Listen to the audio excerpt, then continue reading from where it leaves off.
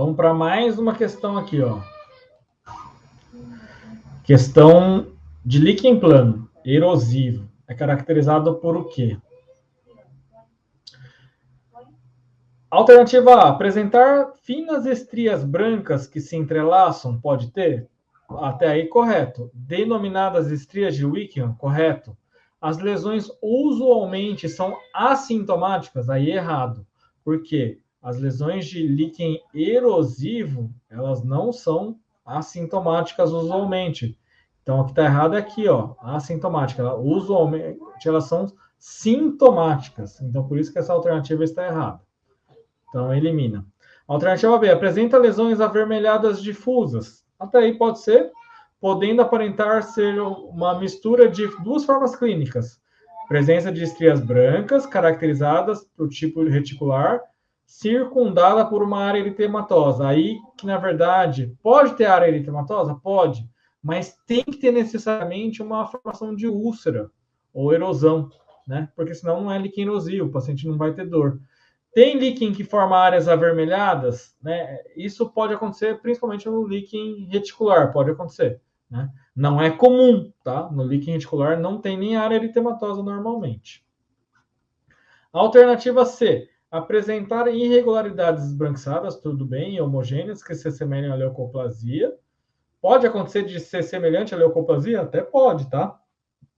Um líquen pode ser parecido com leucoplasia, ocorrendo principalmente em dorso de língua, aqui que não tá comum também. Pode acontecer em dorso de língua? Pode, tá? É comum em dorso de língua? Não, é mais comum em mucosa jugal e bordo lingual, tá? As lesões podem ser multifocais que mudam de aspecto, tornando-se elevadas. Elevadas também não é o comum, tá? Ou rugosas, principalmente tabagistas. Aí a gente estaria falando de leucoplasia.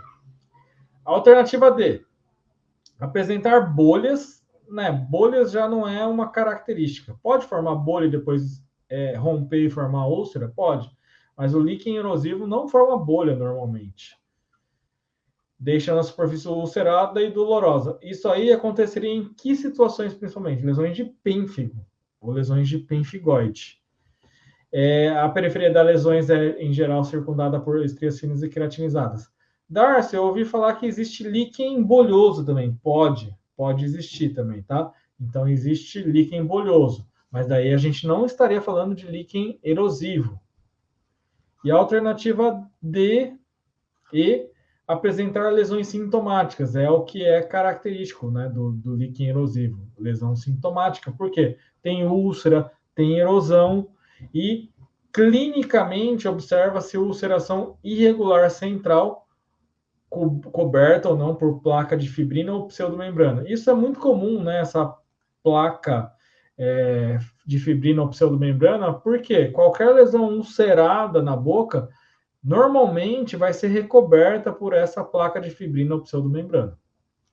A lesão costuma ser circundada por finas estrias radiantes queratinizadas ou rendilhadas. O que é isso? São as estrias de Wickham, porque elas vão estar ao redor, normalmente, das áreas ulceradas. Então, essa alternativa é a alternativa correta, a alternativa E. Aqui, na oração, o verbo em destaque está conjugado no... Bom, está conjugado no presente do indicativo, né? A gente sabe que o pretérito perfeito do indicativo indica uma certeza ou uma ação habitual, cotidiana, e o pretérito perfeito é aquele que começou e terminou. Por isso foi perfeito. Então, aí seria ninguém me amou. O pretérito imperfeito é aquele que começou e por algum motivo foi interrompido, ou aquele também que por algum motivo, né, o que acontece? Ele foi um período de tempo que a gente tem, ou algo que aconteceu simultâneo a uma outra ação, então ninguém me amava. O presente do subjuntivo, O subjuntivo é uma dúvida. Então, a gente tem uma dúvida, é uma possibilidade, é algo hipotético. E aí, o presente, ele vem com esse que. Então, que ninguém me ame. E aí, lembra do subjuntivo? A professora, ela sempre fala, para saber o subjuntivo de um verbo, por exemplo, né? Ou o imperativo, o terminado em AR vira E. O terminado em ER e IR vira A. Pronto.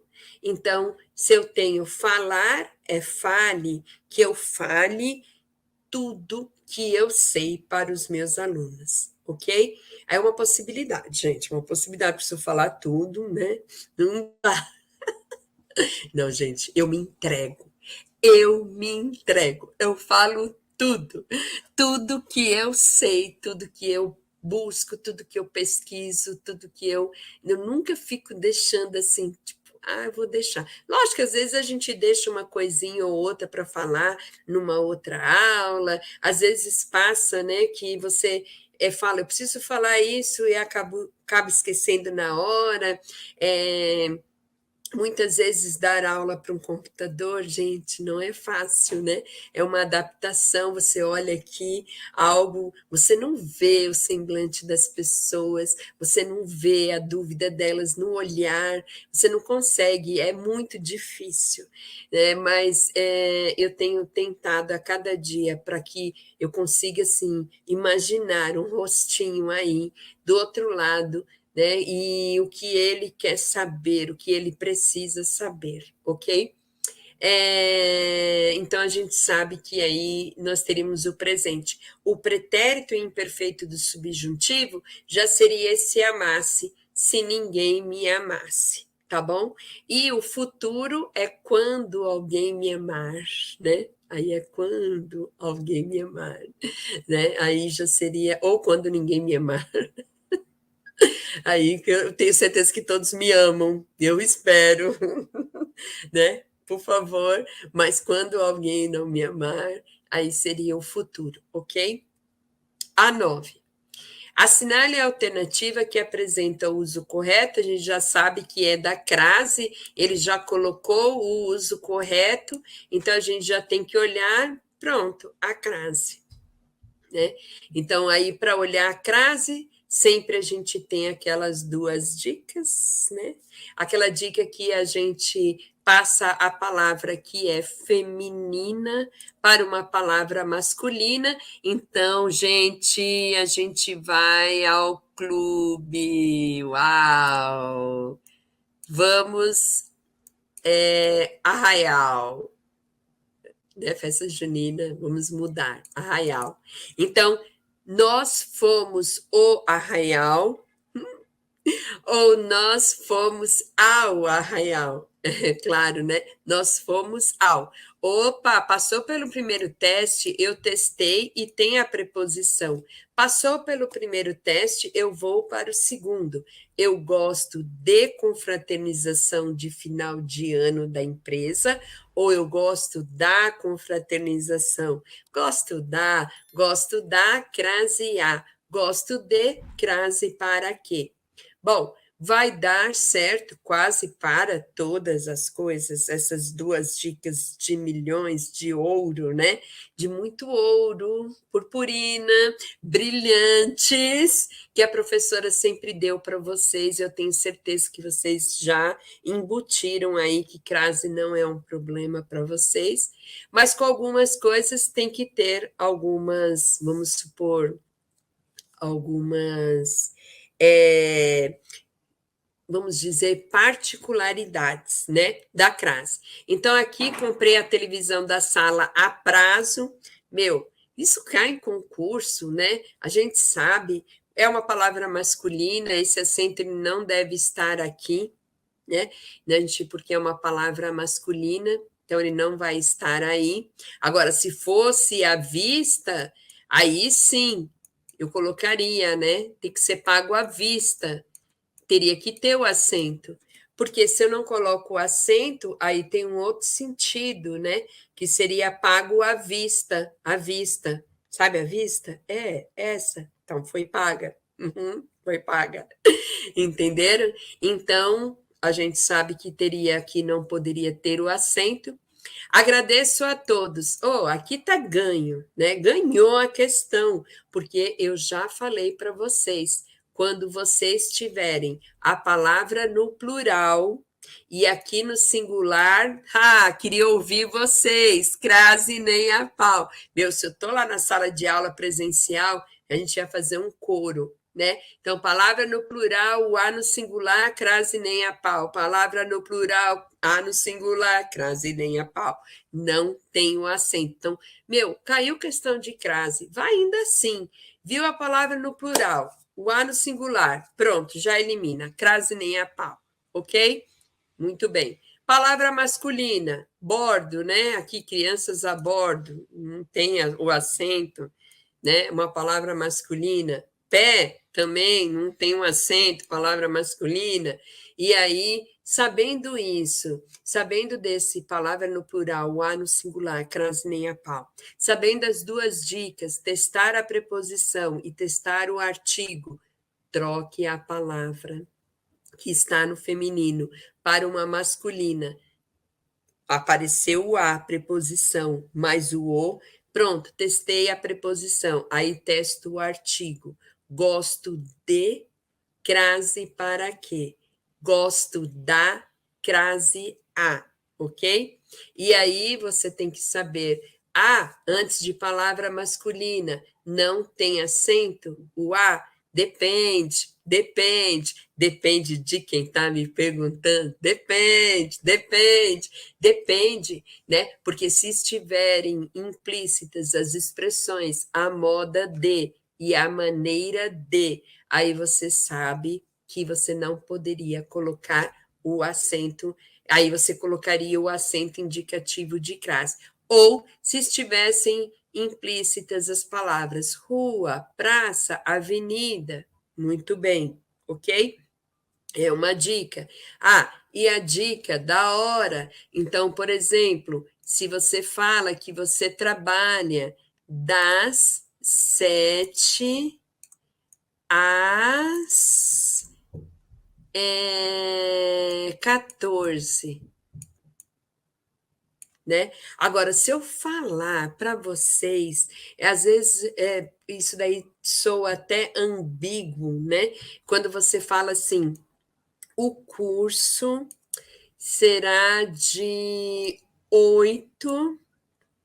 Nossa, que 8 feio, Ruth. De 8 a 12 horas. O preguiçoso não vai querer estudar, né? Não vai, não vai. Vai achar que é muito para ele, não vai? Ele vai falar assim, não, 12 horas de língua portuguesa, que a professora lá, papapá. Pronto, ele não quer. Então, traz uma ambiguidade, entende? Parece que o curso é de 8 a 12 horas de duramento, entendeu? Ou duramento, nossa, que palavra é essa, Ruth? Duração.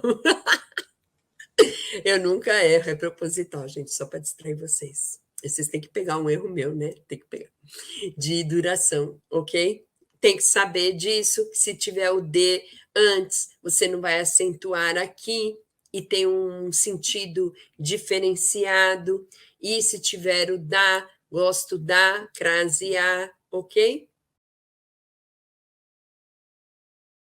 Considerando a raspagem em periodontia, podemos dizer que o movimento do instrumental com direção paralela ao longo eixo do dente apresenta menor eficiência que o movimento de rotação distante.